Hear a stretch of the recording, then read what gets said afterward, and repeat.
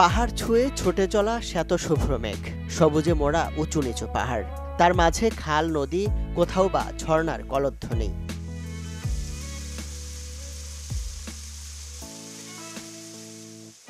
এমন অপরূপ স্নিগ্ধ সৌন্দর্যের এক মায়াময় স্বর্গভূমি দেশের পার্বত্যাঞ্চল, কিন্তু তার কতটুকুই বা জানি আমরা?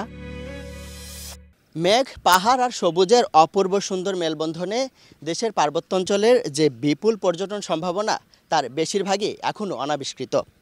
অথচ সুষ্ঠু পরিকল্পনার মাধ্যমে পর্যটক বান্ধব করা গেলে এই পর্যটনই যে হয়ে উঠতে পারে এই অঞ্চলের সমৃদ্ধির চাবিকাঠি, তার বলার অপেক্ষা রাখে না।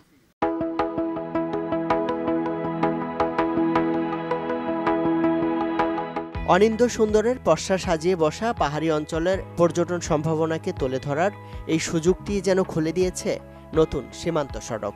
জনপদের শেষ সীমান্তে প্রকৃতির যে মোহনীয় রূপ এতদিন ছিল অনালোকিত লোকচক্ষুর আড়ালে, তাই এখন হাজির দুহাত মেলে। প্রকৃতি সুন্দর যে লীলাভূমি আপনারা দেখতেই পাচ্ছেন, চারদিকে উঁচু নিচু পাহাড়, ঝিরি, ঝর্ণা, অনেক কিছু আছে। তো আই বিলিভ যে এটা যেখানে আমরা এই ঝর্ণা বা প্রকৃতি দেখার জন্য বিদেশে যাই, আমরা যাব না ইনশাল্লাহ। সীমান্ত সড়কটি যেন নিজেই পর্যটনের বিপুল বিস্ময়, তার উপর রঙিন প্রকৃতি, যা উপভোগে এখন মুখিয়ে অ্যাডভেঞ্চার প্রিয় মানুষ।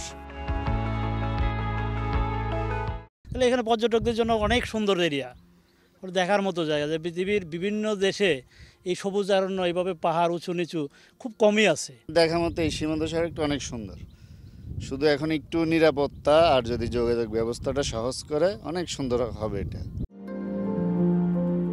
1036 কিলোমিটারের এই সড়ক নির্মাণ করছে বাংলাদেশ সেনাবাহিনী।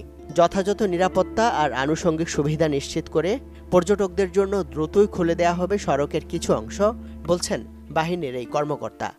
এখানে হাজারো পয়েন্টে জায়গা, এখানে আমাদের এই যে পর্যটন আকর্ষণের যে শিল্পগুলি আমরা গড়ে তুলতে পারবো, এদেশের বহু মানুষের কর্মসংস্থান হওয়ার সম্ভাবনা এখানে রয়েছে। দ্রুত সম্ভব আমার মনে হয় এটাকে নিরাপত্তার ইস্যুটা বিবেচনা করে পর্যটকদের জন্য এটা ওপেন করে দেওয়া হবে।